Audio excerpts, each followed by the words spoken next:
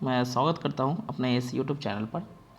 आज मैं फिर से आपके सामने एक नया सीरीज़ लेकर आ रहा हूं जो कि करंट अफेयर का है। ये बहुत ज़्यादा इम्पोर्टेंट था और काफ़ी ज़्यादा डिमांडेबल भी था।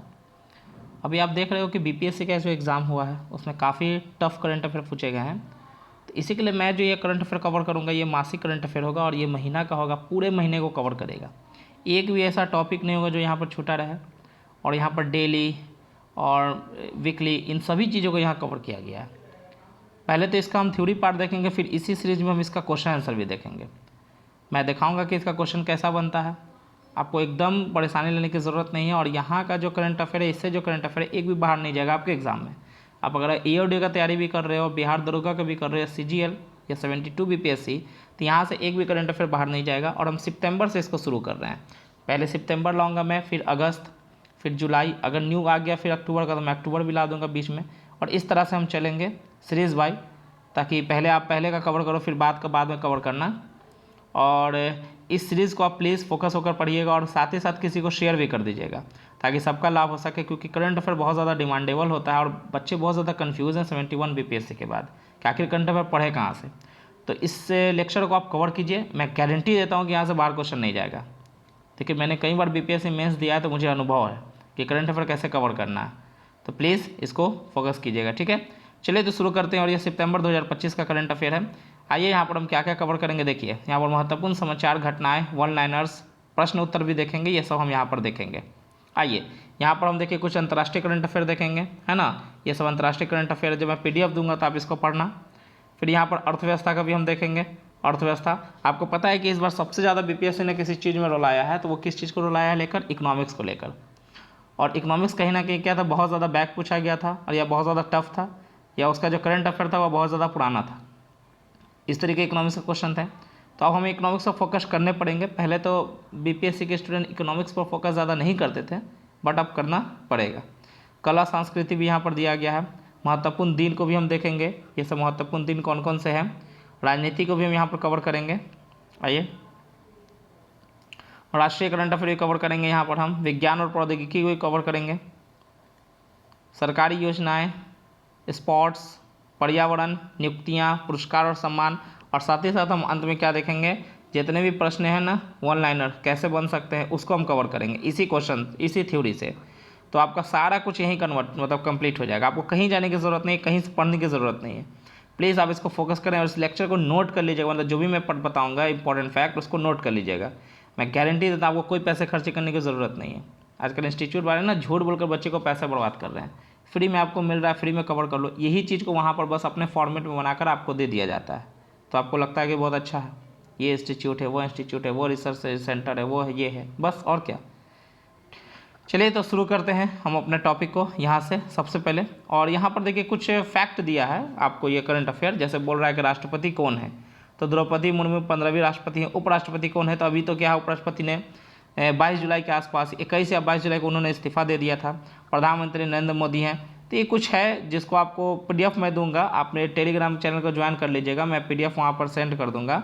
इस PDF को आप देख लेना, अच्छे से पढ़ लेना। इसको भी देखना ज़रूरी है, कई बार छोटे छोटे एग्जामों में क्वेश्चन आ जाते हैं, तो हम इन सब चीज़ों को नहीं देखेंगे, आप इसको कवर कर लीजिएगा। हम सीधा आते हैं अपने टॉपिक पर और वहाँ से हम स्टार्ट करेंगे इसको, ठीक है। और प्लीज़ गाइस इसको शेयर कीजिएगा वीडियो को, और चैनल को सब्सक्राइब कीजिएगा ताकि मुझे भी मोटिवेशन मिले, मैं भी वीडियो आपके लिए अच्छा लाऊं और बहुत अच्छे फॉर्मेट में मैं आपको वीडियो दूंगा। सो प्लीज़ गाइस, ठीक है।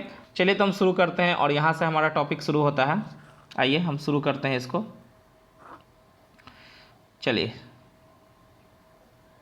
आइए, पहला टॉपिक आपके सामने है, मैं इसको जूम कर देता हूँ ताकि आपको पढ़ने में किसी प्रकार की समस्या ना हो। अब देखिए पहला न्यूज़ क्या आ रहा है। प्रधानमंत्री मोदी की टोक्यो यात्रा के दौरान भारत जापान ने महत्वपूर्ण खनिजों पर समझौते पर हस्ताक्षर किए। तो ये अंतर्राष्ट्रीय करंट अफेयर है, भी अंतर्राष्ट्रीय चलेगा। तो यहाँ पर बता रहा है कि प्रधानमंत्री मोदी ने अभी यात्रा किसकी की है, जापान की। तो वहाँ पर दोनों के बीच में क्या हुआ है, एक समझौता हुआ है। किस चीज़ को लेकर, खनिजों को लेकर समझौता हुआ है। तो आइए इस न्यूज़ को देख लें, जिसमें से जो इंपॉर्टेंट रहेगा आप उसको कवर कीजिएगा, ठीक है। 29 अगस्त 2025 को भारत और जापान ने 15वें भारत जापान वार्षिक शिखर सम्मेलन के लिए प्रधानमंत्री मोदी की टोक्यो यात्रा के दौरान महत्वपूर्ण खनिजों और खनन क्षेत्र में सहयोग को मजबूत करने के लिए एक सहयोग ज्ञापन यानी कि MOC पर हस्ताक्षर किए। भारत के खान मंत्रालय और जापान के METI के के बीच हस्ताक्षरित यह समझौता लचीली आपूर्ति श्रृंखलाओं के निर्माण, संयुक्त खनिज परियोजनाओं, सतत गहरे समुद्र में खनन, भंडारण रणनीतियों और भारत तथा तीसरे देशों में निवेश पर केंद्रित है। ठीक है गाइस, प्रधानमंत्री मोदी और जापान प्रधानमंत्री शिगेरू इशिबा, इसका नाम यार नोट कर लीजिएगा गाइस, शिगेरू इशिबा, और ऐसे बीपीएससी क्वेश्चन फ्रिक्वेंटली पूछ देता है। ठीक है, तो प्रधानमंत्री कौन है जापान के? शिगेरू इशिबा ने 10 वर्षों में भारत में 10 ट्रिलियन येन के जापानी निवेश का लक्ष्य भी रखा है। This is most important guys, और ये क्वेश्चन आ सकता है कि हाल ही में प्रधानमंत्री ने कहाँ दौरा किया, या हाल ही में प्रधानमंत्री ने जापान में दौरा किया, तो वहाँ से कितने निवेश आने की उम्मीद है? तो 10 ट्रिलियन येन जापानी निवेश आने का भी उम्मीद है। और येन याद रखिएगा, यह जापान की करेंसी है, जिसमें लघु और मध्यम उद्यम, स्टार्टअप्स और 8 स्तंभों निवेश, नवाचार, आर्थिक सुरक्षा, पर्यावरण, प्रौद्योगिकी, स्वास्थ्य, गतिशीलता, लोगों के बीच आदान प्रदान और राज्य प्रांत संबंधों में सहयोग पर जोर दिया गया। ठीक है, इसरो और जाक्सा लुपेक्स कार्यक्रम के तहत चंद्रयान 5 पर सहयोग करेंगे। इसको भी नोट कर लीजिएगा, इसरो और जाक्सा मिलकर क्या करेंगे? लुपेक्स कार्यक्रम। कौन सा कार्यक्रम है? लुपेक्स कार्यक्रम के तहत चंद्रयान 5 पर क्या करेंगे? आपस में सहयोग करेंगे, चंद्रयान 5 को भेजने का प्रयास करेंगे। लगभग 2028 तक इसे भेजा जाएगा गाइस। ठीक है, आइए दूसरा न्यूज़ देखते हैं। दिनेश के पटनायक कनाडा में नए उच्चायुक्त नियुक्त हुए हैं। इसका नाम याद रखिएगा, दिनेश के पटनायक कनाडा के नए उच्चायुक्त बने हैं। अब देखिए, भारत ने वर्तमान में स्पेन में राजदूत दिनेश के पटनायक को कनाडा में अपना अगला उच्चायुक्त नियुक्त किया है। मतलब कह रहा है गाइस कि हमारा जो अभी स्पेन में राजदूत है ना, उसको हम लोग क्या कर रहे हैं? कनाडा शिफ्ट कर रहे हैं। तो कनाडा के नए उच्चायुक्त कौन होंगे गाइस? इसका नाम याद रखिएगा, दिनेश के पटनायक। ठीक है, कनाडा ने अनुभवी राजनयिक क्रिस्टोफर कूटर को भारत में अपना नया उच्चायुक्त नियुक्त किया है। इसका भी नाम याद रखिएगा, क्रिस्टोफर कूटर। तो कनाडा ने भारत में कौन सा उच्चायुक्त भेजा है? क्रिस्टोफर कूटर को। ये नियुक्तियां अक्टूबर 2024 में तत्कालीन प्रधानमंत्री जस्टिन ट्रूडो के साथ तनाव के बाद भारत द्वारा उच्चायुक्त संजय कुमार वर्मा को वापस बुलाए जाने के बाद तनावपूर्ण हुए राजनयिक संबंधों को बहाल करने की दिशा में एक कदम है। ये बता रहा आपको। मार्क कार्नी ने के कनाडा के प्रधानमंत्री बनने के बाद संबंधों में सुधार शुरू हुआ, जिसके परिणाम स्वरूप G7 आउटरीच शिखर सम्मेलन में मोदी कार्नी द्विपक्षीय बैठक सकारात्मक रही। यानी कि अभी कनाडा के प्रधानमंत्री कौन है? तो मार्क कार्नी। ठीक है, इसको नोट कर लीजिएगा। दोनों पक्ष संबंधों को सामान्य बनाने के पहले कदम के रूप में उच्चायुक्तों को बहाल करने पर सहमत हुए हैं। तो नोट कर लीजिएगा, इसमें 2-3 पॉइंट नोट करने वाले हैं कि हमारे उच्चायुक्त कौन गए हैं वहाँ पर और वहाँ के उच्चायुक्त कौन आए हैं। मोस्ट इंपॉर्टेंट गाइज, ये भी काफ़ी ज़्यादा इंपॉर्टेंट है। भारत चीन के बीच सीधा उड़ाने से फिर शुरू होंगी, यानी कि भारत और बीच के बीच क्या होगा ना, चीन के बीच दोनों में क्या होगा? सीधी उड़ान से फिर से एक कॉम्बिनेशन बनेगा, कोऑर्डिनेशन बनेगा, दोनों आपस में जुड़ेंगे, है ना। तो इसके लिए कुछ समझौते हुए, इसको देख सकते हैं। 19 अगस्त 2025 को भारत और चीन ने चीनी मुख्य भूमि और भारत के बीच सीधी उड़ान सेवा फिर से शुरू करने और एक अद्यतन हवाई सेवा समझौते को अंतिम रूप देने पर सहमति व्यक्त की है। यानी कि भारत और चीन ने एक सहमति व्यक्त किया है कि हम क्या करेंगे, भारत से चीन के लिए एक फ़्लाइट बनेगा जो कि सीधे उड़ान वहाँ तक भरेगा। तो इससे कनेक्टिविटी बढ़ेगी, हम दोनों के बीच पीपल टू पीपल कनेक्ट बढ़ेगा और इससे भारत को भी बहुत ज़्यादा लाभ है, चीन को भी लाभ है। ठीक है, यह निर्णय नई दिल्ली में चीनी विदेश मंत्री वांग ई और विदेश मंत्री डॉक्टर एस जयशंकर के बीच हुई है। तो इनका नाम याद रखिएगा, चीनी विदेश मंत्री कौन है? वांग ई। ठीक है, कोविड-19 महामारी और डोकलाम गतिरोध तथा 2020 के गलवान घाटी संघर्ष के बाद उत्पन्न तनाव के कारण निलंबित की गई सीधी उड़ानें अब बहाल की जाएंगी। यानी कि 2020 में जो कोविड-19 आया था, ये बहुत सारे गतिरोध हमारे चीन के साथ हैं, उन सब के बाद अब दोबारा से इसे क्या किया गया, शुरू किया गया है। यह सकारात्मक कदम है गाइज, इसके लिए दोनों देशों को काफ़ी ज़्यादा बेनिफिट हो सकता है। चीनी विदेश मंत्री वांग ई की भारत यात्रा, तो सेम वही न्यूज़ है जो ऊपर में हमने पढ़ा था, बस यहाँ पर इसको बाद में कवर किया गया। तो देख लीजिए क्या बोल रहा है ये, इसको देखिए। चीनी विदेश मंत्री वांग ई 18 से 19 अगस्त 2025 को भारत की यात्रा पर होंगे। गलवान घाटी संघर्ष और वास्तविक नियंत्रण रेखा LAC से सैनिकों की वापसी के बाद वांग ई की यह पहली यात्रा है, इसको याद रखिएगा। विदेश मंत्री एस जयशंकर, राष्ट्रीय सुरक्षा सलाहकार अजीत डोभाल और प्रधानमंत्री मोदी के साथ बैठक हुई थी। ठीक है। वास्तविक नियंत्रण रेखा पर शांति के लिए अजीत डोभाल के साथ विशेष प्रतिनिधि स्तर की सीमा वार्ता 24वां रहा इनका दौर, ठीक ना। अब इसको देखिएगा, बस इसमें इतना ज़्यादा याद करने की ज़रूरत नहीं है, बट आपको इतना याद रखना है कि सीधी उड़ान के लिए हमारे किन के साथ समझौता हुआ है, तो चीन के विदेश मंत्री के साथ समझौता देखने को मिला है। चीन ने उर्वरक को दुर्लभ मृदाओं और सुरंग खोदने वाली मशीनों में सहायता का वायदा किया, यानी कि चीन ने कहा है कि भारत को वायदा कर रहा है कि हम हेल्प करेंगे किस चीज़ को लेकर, उर्वरक यानी कि फर्टिलाइजर को लेकर, दुर्लभ मृदाओं को लेकर और सुरंग खोदने वाली मशीनों में सहायता के लिए, ठीक है। यहाँ पर जो दुर्लभ मृदा है ना गाइस, इसको याद रखिएगा, ये रेयर अर्थ मिनरल्स की बात कर रहा है ना।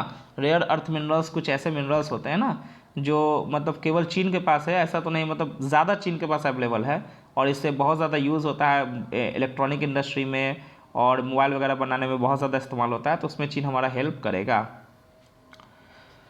यह यात्रा प्रधानमंत्री मोदी की शंघाई सहयोग संगठन यानी कि एससीओ शिखर सम्मेलन तियानजिन चीन की संभावित यात्रा से पहले हो रही है ना। यानी कि शंघाई शिखर सम्मेलन कहाँ होने वाला है गाइस, तो चीन में होने वाला है, ठीक है।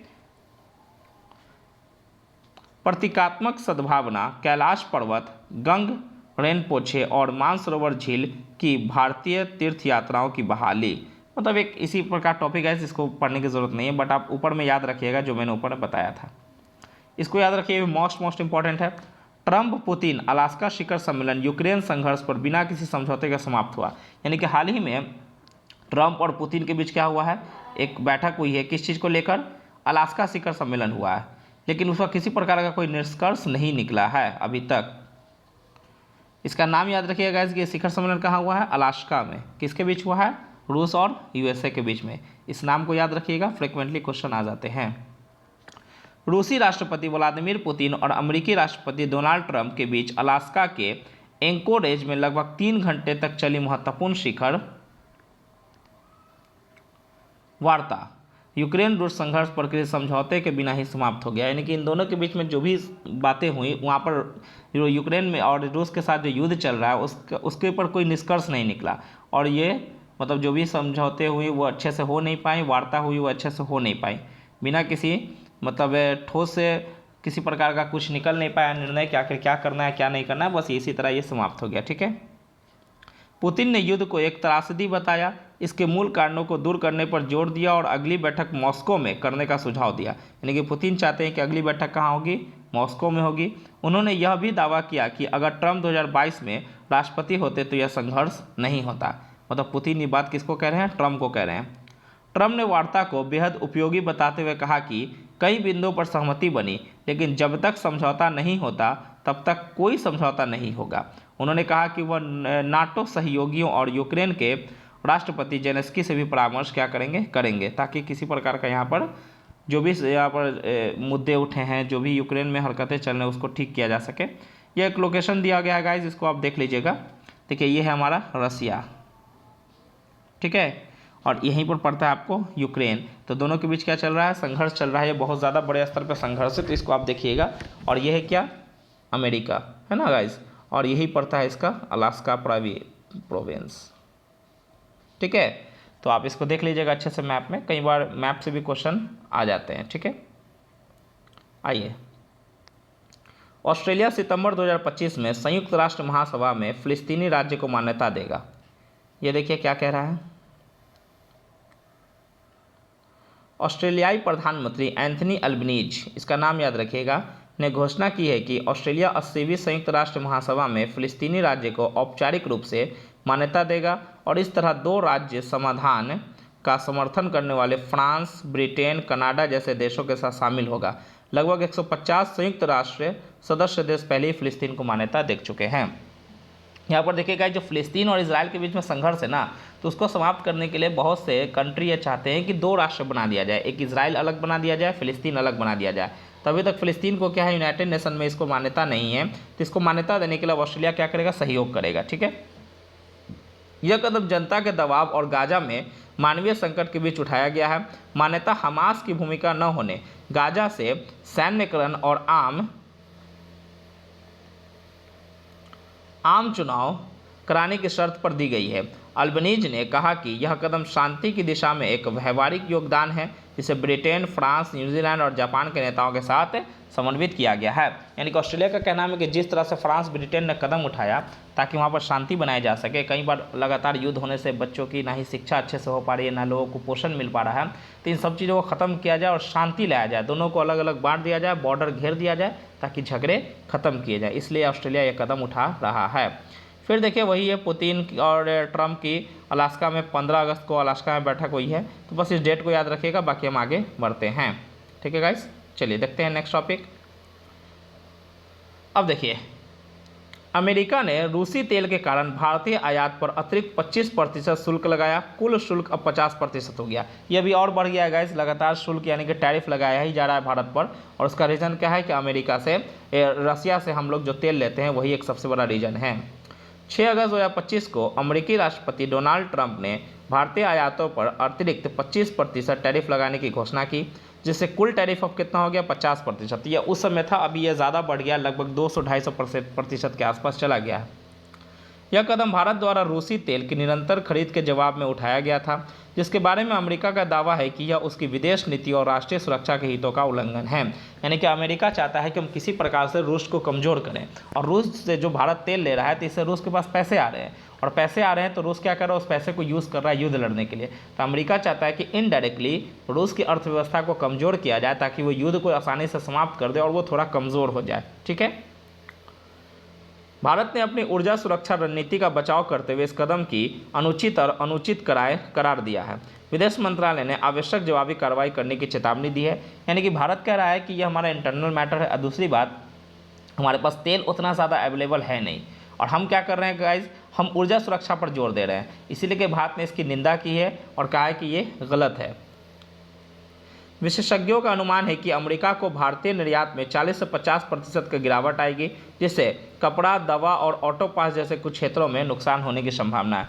कुछ विशेषज्ञ कहते हैं कि अमेरिका को भी इससे लॉस हो सकता है, इससे भारत को भी लॉस होगा, दोनों कंट्री को इसमें लॉस देखने को मिल सकता है, क्योंकि भारत अमेरिका को बहुत ज़्यादा एक्सपोर्ट करता है, अमेरिका बहुत ज़्यादा इंपोर्ट करता है भारत से। तो भारत जो है ना वो बहुत ज़्यादा एक्सपोर्ट करता है और भारत इंपोर्ट कम करता है।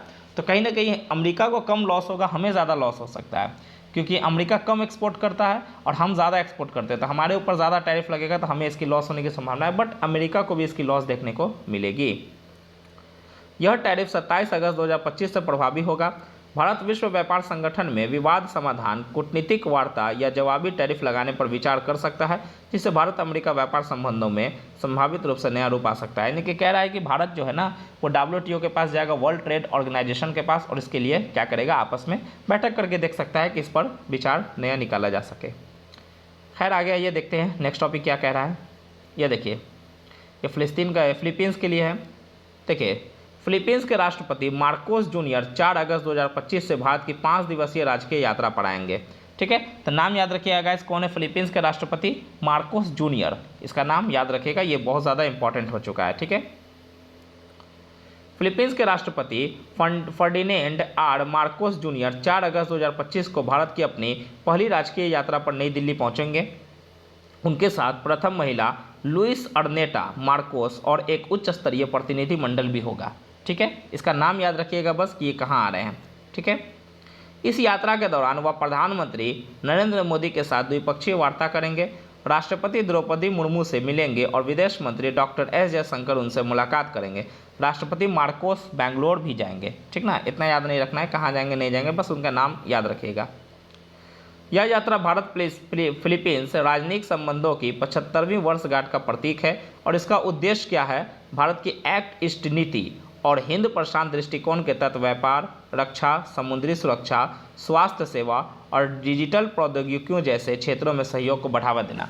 यानी कि भारत और फिलीपींस के बीच क्या हुआ है ना कि अभी जो राजनयिक संबंध थे उसके 75वीं वर्षगांठ मनाई जा रही है, यानी कि 75 साल उसका पूरा हो गया है। तो वो फिलीपींस भारत में इसलिए आ रहा है ताकि जो भारत की एक्ट ईस्ट पॉलिसी है ना कि हम एक्ट की तरफ भी कुछ काम करेंगे, कुछ नीतियाँ बनाएंगे, तो उसके लिए ये फिलीपींस आ रहा ताकि भारत और इनके बीच सहयोग को सुधारा जा सके और सहयोग को आगे बढ़ाया जा सके। आइए इसका देख लीजिए मैप कहाँ पर है, ये बहुत ज़्यादा इंपॉर्टेंट हो जाता है क्योंकि ये जब भारत आ रहे हैं तो ये क्वेश्चन इंपॉर्टेंट बन जाएगा आपके एग्जाम के लिए। ठीक है, देखिए यहाँ पर जितने भी आपको कंट्री देखने ना इस साइड में, ये सब कौन से कंट्री हैं गाइस, ये सब कंट्री आपको मिलेंगे साउथ ईस्ट एशिया के कंट्री, ठीक है। सबका नाम याद रखिएगा कौन कौन है। बस यहाँ पर एक फैक्ट याद रखिएगा गाइस, ये जो लाओस है ना, ये एक लैंड लॉक कंट्री है। लैंड लॉक का मतलब होता है गाइस वैसी कंट्री जिसकी बॉर्डर समुद्र से नहीं लगती है और चारों ओर क्या है, स्थल से घिरा हुआ है। बाकी देखिए सबका बॉर्डर लग रहा है, वियतनाम का बॉर्डर लग ही रहा है, कंबोडिया का भी लग रहा है, थाईलैंड का भी लग रहा है, म्यांमार भी इधर आपको देखने में लग रहा है, ठीक है गाइस। तो ये क्या है, एक लैंड लॉक कंट्री है लाओस, ठीक है गाइस। तो इसको याद रखिएगा, है ना। चलिए अब आते हैं हम आगे। बाकी इस मैप को आप अच्छे से देख लीजिएगा, गल्फ ऑफ थाईलैंड यहाँ पर है, साउथ चाइना सी को, अंडमान सी को, इन सब चीज़ों को यहाँ पर देख लीजिएगा, ताकि आपको एक अच्छे से मैप का नॉलेज हो जाए, इससे आपको परेशानी ना देखना पड़े, ठीक है। आगे ये देखते हैं। अब देखिए म्यांमार में आपातकालीन शासन समाप्त होने के बाद नई सरकार का गठन, और देखिए यहाँ पर म्यांमार का मैप भी दिया है, तो आप इसको देख सकते हैं, ये म्यांमार है ना, ये म्यांमार दे रहा है आपको। तो इसको देख लीजिएगा किससे किससे बॉर्डर शेयर करता है, चाइना से बॉर्डर शेयर करता है, बांग्लादेश से बॉर्डर नहीं लगता है गाइस, देखा जाए तो बांग्लादेश यहाँ पर है, इससे बॉर्डर अभी हाँ बॉर्डर टच होता है नीचे से, भारत से बॉर्डर लगता है, ये यहाँ पर भारत से बॉर्डर लगता है, और यहाँ पर लाओस से बॉर्डर लग रहा है गाइस, थाईलैंड से बॉर्डर लग रहा है गाइस। तो इन सब का नाम नोट कर लीजिएगा किन किन से इसका बॉर्डर लग रहा है, एक गूगल से निकाल कर फॉर्मेट में लिख लीजिएगा, ताकि आपको एग्जाम में अगर ऐसी क्वेश्चन आ जाए कि म्यांमार का बॉर्डर निम्नलिखित में से किससे लगता है और किससे नहीं लगता है, तो आप आसानी से इस क्वेश्चन को टैकल कर सकते हैं। आइए अब इस न्यूज़ को देखते हैं। 31 जुलाई 2025 को म्यांमार की राष्ट्रीय रक्षा एवं सुरक्षा परिषद ने एक नई संघीय सरकार की घोषणा की, जिसमें यू न्यो साओ को प्रधानमंत्री और वरिष्ठ जनरल मिन आंग हलाइंग को राज्य सुरक्षा एवं शांति आयोग का प्रमुख नियुक्त किया गया है, ठीक है, इसको याद रखिएगा। 2021 के सैन्य ने तख्ता पलट के बाद से लागू आपातकाल को समाप्त कर दिया गया है। यानी कि पता है कि म्यांमार में लगातार गृह युद्ध होते रहते हैं, आपातकाल लगते रहते हैं, वहाँ पर एक रूप से अस्थायी सरकार नहीं रह पाती है। तो इन सब चीज़ों के लिए अभी क्या है, आपातकाल समाप्त किया गया है। 6 महीने के भीतर दिसंबर 2025 तक आम चुनाव कराने की योजना भी बनाई गई है म्यांमार में। देखिए आगे क्या होता है। विपक्षी समूह चुनाव को अलोकतांत्रिक बताते हुए उनका बहिष्कार करने की योजना बना रहे हैं। यानी कि अभी भी कहीं ना कहीं क्या है, आपस में टेंशन्स हैं, आपस में विवाद के मुद्दे उठे ही हुए हैं, ठीक है गाइज। एक नए कानून में चुनाव में व्यवधान डालने को अपराध घोषित किया गया है, जिसके लिए 10 साल तक की जेल की सजा हो सकती है। यानी कि कहा गया है कि एक नया कानून बनाया गया कि अगर चुनाव में किसी प्रकार का आप दखलंदाजी करते हैं तो आपको लगभग 10 साल तक की सजा हो सकती है। प्रधानमंत्री पद से हटने के बावजूद मिन आंग हलाइंग कार्यवाहक राष्ट्रपति और सैन्य प्रमुख के रूप में शक्तियां बरकरार रखते हैं। यानी कि प्रधानमंत्री पद से तो हट चुके हैं मिन आंग हलाइंग, बट वो क्या रहेंगे, राष्ट्रपति के पद पर रहेंगे। म्यांमार अपने डिजिटल अर्थव्यवस्था रोड मैप 2030 को भी आगे बढ़ा रहा है, जिसका लक्ष्य तकनीकी विकास के माध्यम से सकल घरेलू उत्पाद GDP को बढ़ावा देना है। आइए गाइस नेक्स्ट देखते हैं टॉपिक। चलिए, तो आपका जो अंतर्राष्ट्रीय करंट अफेयर था वो समाप्त हो गया। जितने भी अंतर्राष्ट्रीय करंट अफेयर थे उसको आप नोट कर लीजिएगा या PDF को दोबारा से रिवाइज कर लीजिएगा। मैं PDF इसको डाल दूंगा आपके टेलीग्राम चैनल पर, मतलब अपने टेलीग्राम, आप इसको ज्वाइन कर लीजिएगा वहाँ से और उसको डाउनलोड करके रख लीजिएगा। 2-4 बार रिवीजन कीजिएगा तो आपको यहाँ से एक भी क्वेश्चन बाहर नहीं जाएगा आपके एग्जाम हॉल में। और ये पूरे मंथ का जितना भी अंतर्राष्ट्रीय करंट अफेयर था जो भी इंपॉर्टेंट था वो कंप्लीट हुआ। जब इसका क्वेश्चन कराऊंगा तो आपको और ज़्यादा कॉन्फिडेंस फील होगा। आइए अर्थव्यवस्था में देखते हैं क्या क्या इंपॉर्टेंट है। आइए जूम कर देते हैं ताकि किसी प्रकार की परेशानी ना हो। भारत की अर्थव्यवस्था 2025-26 की पहली तिमाही में 7.8% की विकास दर से बढ़ेगी, RBI के अनुमानों से अधिक। यानी कि भारत की जो 2025-26 की पहली तिमाही होगी ना, जो 3 महीना पहले का होगा, उसमें जो अर्थव्यवस्था होगा लगभग कितना होगा, 7.8% के विकास दर से बढ़ेगी। और जो RBI ने अनुमान लगाया था ना, उससे भी तेजी गति से अर्थव्यवस्था बढ़ने की उम्मीद है।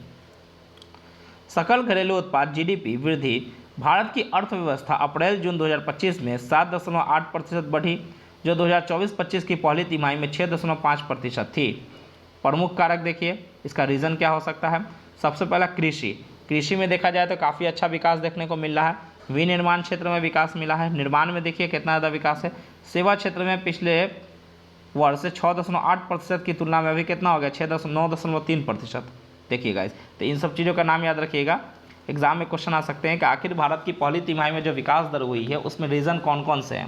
तो कृषि, विनिर्माण, निर्माण और सेवाएं, इन 4 नामों को याद रखिएगा। परसेंटेज भले भूल जाइए बट नाम आप याद रखिएगा। आरबीआई का पूर्वानुमान क्या है?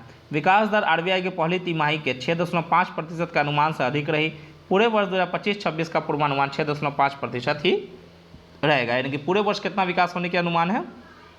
6.5% तक का अनुमान रखा गया है।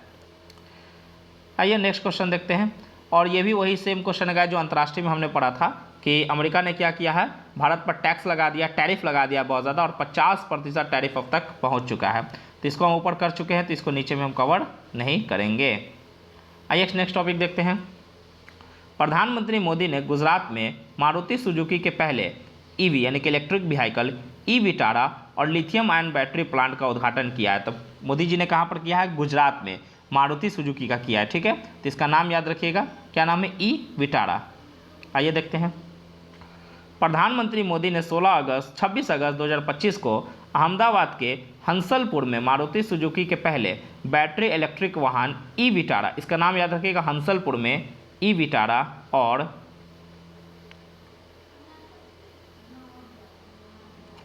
TDSG लिथियम आयन बैटरी संयंत्र का उद्घाटन किया है। दोनों का नाम याद रखिएगा गाइस, यहाँ पर क्वेश्चन एग्जाम में डायरेक्टली पूछे जा सकते हैं। मुख्य बिंदु, भारत में निर्मित इलेक्ट्रिक वाहनों का निर्यात 100 से अधिक देशों में किया जाएगा। इसका उद्देश्य क्या है, मुख्य बिंदु क्या है, इसको देख लीजिए। 80% बैटरियों का उत्पादन घरेलू स्तर पर किया जाएगा, आयात पर निर्भरता कम की जाएगी। परियोजना मेक इन इंडिया और आत्मनिर्भर भारत के लक्ष्यों को दर्शाती है कि हमें मेक इन इंडिया को बढ़ावा देना है और आत्मनिर्भर भारत के लक्ष्यों को भी क्या करना है? बढ़ावा देना है। अब आइए यहाँ पर देखते हैं। भारत में महिलाओं की रोजगार दर 2017-18 से लगभग 2 गुनी हो गई है। यानी कि भारत में क्या हो रहा है ना कि जो महिलाएं हैं, जो फीमेल है, वो अब रोजगार में ज़्यादा आ रही हैं सामने। तो इसी को यहाँ पर बता रहा हूँ, ये काफ़ी ज़्यादा सकारात्मक है ये भारत के लिए। अगर मतलब जितनी भी महिलाएं हैं वो काम में आ जाती हैं तो इससे भारत को भी बहुत ज़्यादा लाभ देखने को मिल सकता है, ठीक है। हमारे GDP में, हमारे देश के विकास में काफ़ी ज़्यादा अच्छा रोल प्ले कर सकता है।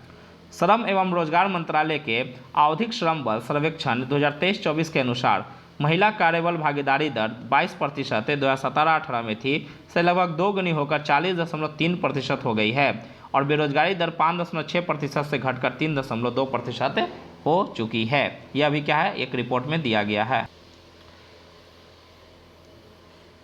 ग्रामीण महिला रोजगार में 96% की वृद्धि हुई है, जबकि शहरी महिला रोजगार में 43% की वृद्धि हुई है।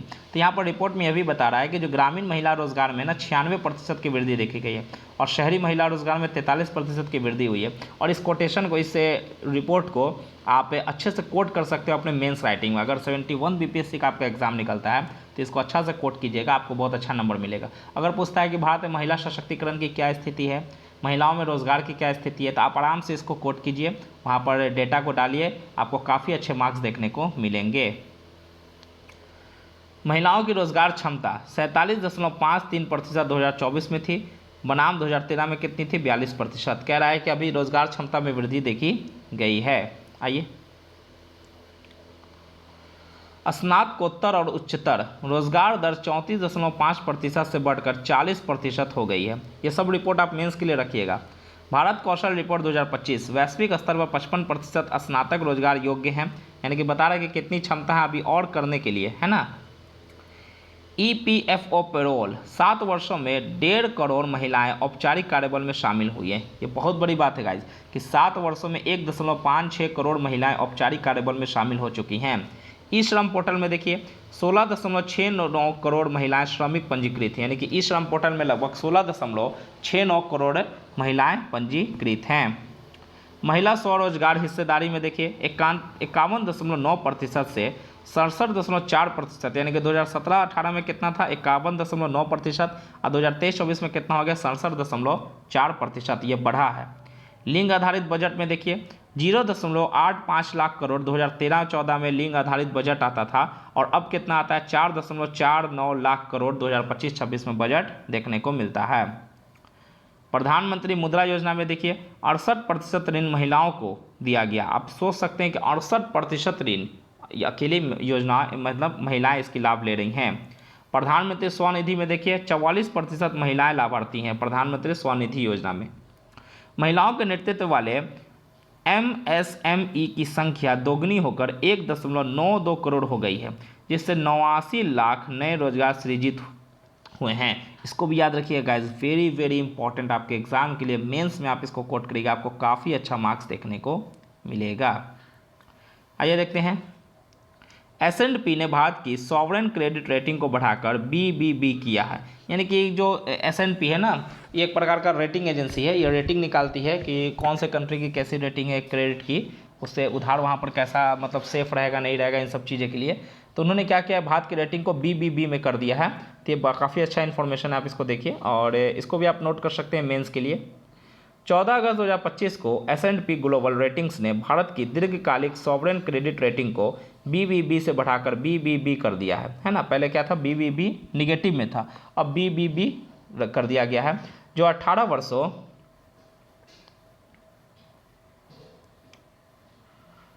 वर्षों में पहला उन्नयन था। रेटिंग में मजबूत आर्थिक विकास, बेहतर मौद्रिक नीति, विश्वसनीयता और निरंतर राजकोषीय सुदृढ़ीकरण का हवाला दिया गया है। ठीक है, S&P द्वारा भारत का अंतिम उन्नयन 2007 में किया गया था, अब जाके किया गया है, तो काफ़ी लंबा समय रहा, लगभग 18 वर्षों के बाद सुधार देखने को मिला। भारत की वास्तविक GDP वृद्धि दर औसतन 8.8% रही, जो एशिया प्रशांत क्षेत्र में सबसे अधिक है। पॉइंट टू बी नोटेड, इसको नोट कर लीजिएगा। और अगले 3 वर्षों में इसके 6.8% वार्षिक रहने का अनुमान है, और अगले 3 वर्षों में भी इसमें बढ़ने की उम्मीद है। भारत का ऋण से GDP अनुपात कितना है, 83% है, और घटकर ये कितना हो चुका है, अब 78% के आसपास 2029 तक होने की उम्मीद है। ठीक है, अन्य एजेंसियां की रेटिंग क्या है, फिच भी क्या करता है, भारत को BBB निगेटिव में रखा है, मूडीज ने Baa3 में रखा है 2020 में, तो इसको भी याद रखिएगा। यह उन्नयन रूस से तेल आयात का हवाला देते हुए भारतीय निर्यात 50% तक अमेरिकी टैरिफ के बावजूद किया गया है। आप ये सोच सकते हैं कि अभी 50% से ज़्यादा टैरिफ लग चुका है, फिर भी भारत को इतने अच्छे रेटिंग मिले हैं, ये बहुत बड़ी बात है। आइए नेक्स्ट देखते हैं, भारत ने 100 गीगावाट सौर PV मॉड्यूल विनिर्माण क्षमता हासिल कर ली है। यानी कि भारत ने क्या है, 100 गीगावाट क्षमता हासिल कर लिया, किस चीज़ को लेकर, सौर PV मॉड्यूल विनिर्माण को लेकर। याद रखिएगा, ये क्वेश्चन डायरेक्ट आ सकता है और इसको नोट कर लीजिएगा। भारत ने मॉडल और निर्माताओं की अनुमोदित सूची के तहत सौर PV मॉड्यूल निर्माण क्षमता 100 गीगावाट तक पहुंच ली है, जो 2014 में 2.3 गीगावाट ही थी। ये बहुत बड़ी बात है गाइस कि 2014 में हम कहाँ थे, 2.3 गीगावाट, और आज हम कहाँ हैं, 100 गीगावाट तक आ चुके हैं। प्रधानमंत्री मोदी ने इसे आत्मनिर्भरता और स्वच्छ ऊर्जा अपनाने की दिशा में एक कदम बताया। केंद्रीय मंत्री प्रहलाद जोशी ने इस सफलता का श्रेय उत्पादन से जुड़ी प्रोत्साहन यानी कि PLI योजना और 2019 में ALMM आदेश जैसी पहलों को दिया है। हमने जो बहुत सारे स्कीम चलाए थे, PLI है ना, प्रोडक्शन लिंक्ड स्कीम, इस प्रकार के स्कीम थे जहां पर हमें प्रोत्साहन देते थे, सरकार प्रोत्साहन देती थी कि आप इस सब चीज़ों पर काम करो, आपको सब्सिडी मिलेगी। यही बताया जा रहा है कि ये बहुत ज़्यादा उसके लिए बेनिफिट मिला है। क्षमता 2019 में 8.2 गीगावाट से बढ़कर 2025 में 100 गीगावाट हो गई।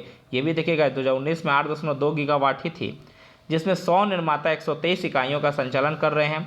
2021 में 21 से बढ़कर यह उपलब्धि 2030 तक 500 गीगावाट गैर जीवाश्म ईंधन लक्ष्य का समर्थन करती है और वैश्विक डीकार्बोनाइजेशन प्रयासों में भारत की भूमिका को बढ़ा देती है।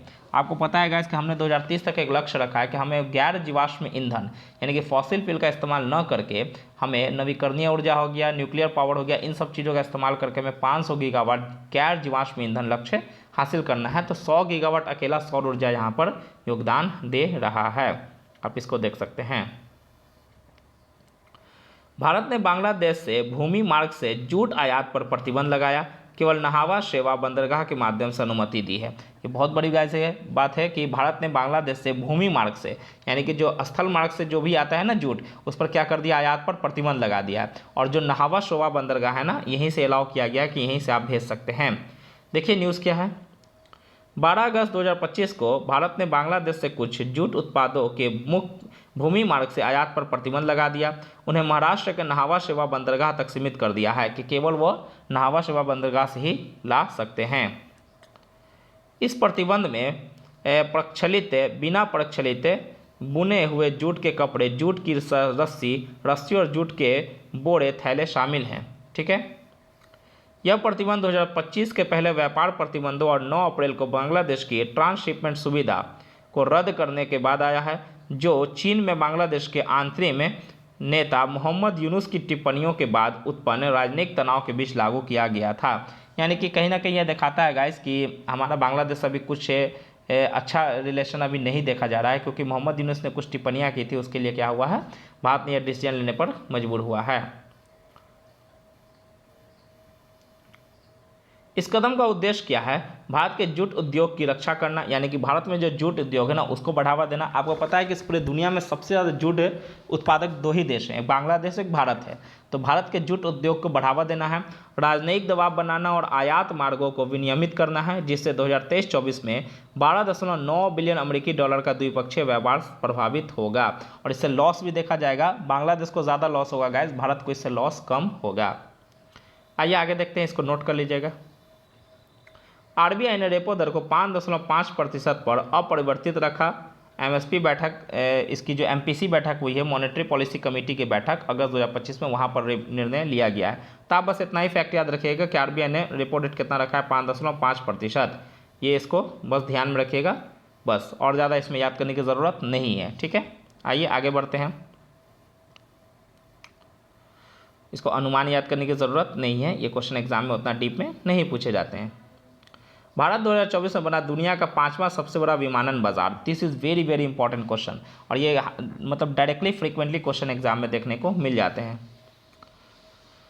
भारत ने 2024 में 211 मिलियन हवाई यात्रियों को संभालते हुए दुनिया का 5वां सबसे बड़ा विमानन बाजार बनने का गौरव प्राप्त किया है, जैसा कि IATA की world air transport statistics report में बताया गया है। यानी कि इस रिपोर्ट का नाम याद रखिएगा, और इसको आप मेंस में भी कोट कर सकते हैं कि भारत अभी वर्तमान में 5वां सबसे बड़ा विमानन बाजार बन गया है।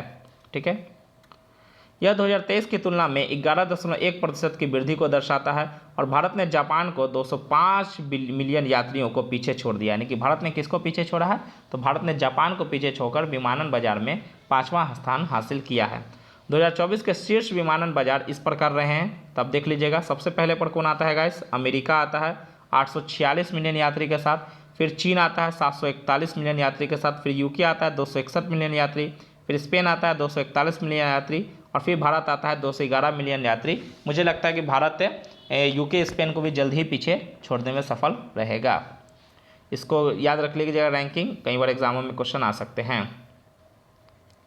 मुंबई दिल्ली मार्ग को दुनिया का 7वां सबसे व्यस्त एयरपोर्ट रूप माना गया, जिस पर 5.9 मिलियन यात्रियों ने यात्रा की थी। तो इसको भी याद रखिएगा, मुंबई दिल्ली जो है, जो मार्ग है मुंबई से दिल्ली तक फ्लाइट का, तो एयर रूट जो है जो भी, वो दुनिया का 7वां सबसे व्यस्त एयरपोर्ट बन चुका है ना, एयरपोर्ट रूट। इसको याद कर लीजिएगा, क्वेश्चन एग्जाम में आ जाते हैं।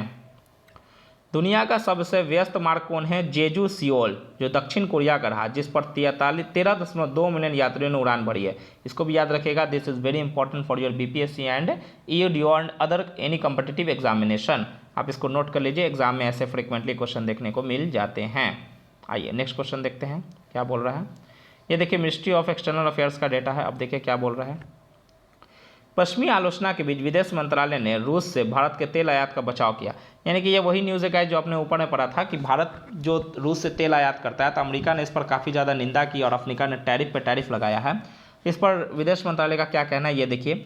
4 अगस्त 2025 को विदेश मंत्रालय ने रूस से भारत के निरंतर तेल आयात का बचाव करते हुए अमेरिका और यूरोपीय संघ की आलोचना को अनुचित और अविवेकपूर्ण बताया है। लेकिन विदेश मंत्रालय का कहना है कि आप कहीं ना कहीं गलत कर रहे हैं, और ये जो भी आप बोल रहे हैं ये गलत है। हमारी ऊर्जा सुरक्षा है, हम सॉवरेन कंट्री, हम कहीं से भी क्या कर सकते हैं, आयात कर सकते हैं। भारत ने स्पष्ट किया कि उसने यूक्रेन संघर्ष के कारण पारंपरिक आपूर्ति यूरोप की ओर मोड़ दिए जाने के बाद ही रूस से अधिक तेल आयात करना शुरू किया।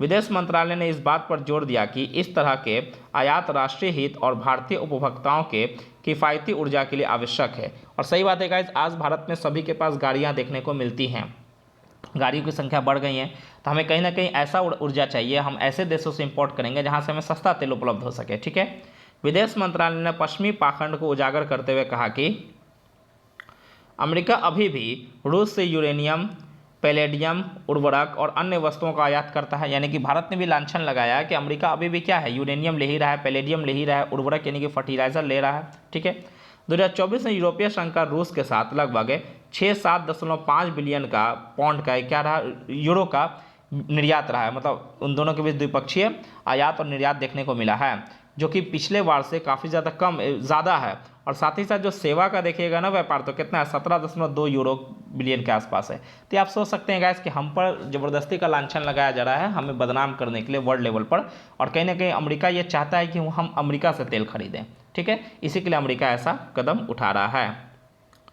रूस से यूरोपीय एलएनजी आयात 2024 में रिकॉर्ड 16.5 मिलियन टन तक पहुंच गया, जो पिछली वर्षों से अधिक है। और ये भी भारत ने कहा है कि रूस से जो यूरोपीय एलएनजी आयात किए हैं यूरोपीय संघ के देश, एलएनजी लिक्विफाइड नेचुरल गैस, वो 2024 में सबसे ज़्यादा रहा है, लगभग 16.5 मिलियन टन। ये अपने आप में आप सोच सकते हैं, और इस सबको नोट कर लीजिएगा। इस मेंस में अगर क्वेश्चन आता है ना टैरिफ पर, तो आप इसको कोट कीजिएगा, आपको बहुत अच्छे मार्क्स देखने को मिलेंगे। भारत ने जोर देकर कहा है कि उसका व्यापार एक राजनीतिक बाध्यता है, जबकि अन्य देश प्रतिबंधों के बावजूद व्यापार करते हैं, जिससे उनकी अपनी आलोचना कमज़ोर हो जाती है। तो भारत ने भी अपनी यहाँ पर बात रखी है, जोर देकर कहा है कि कहीं ना कहीं आप ये गलत कर रहे हैं और ये हमारा इंटरनल मैटर है, ऊर्जा सुरक्षा का मैटर है, आप इस पर किसी प्रकार का दखलंदाजी न करें।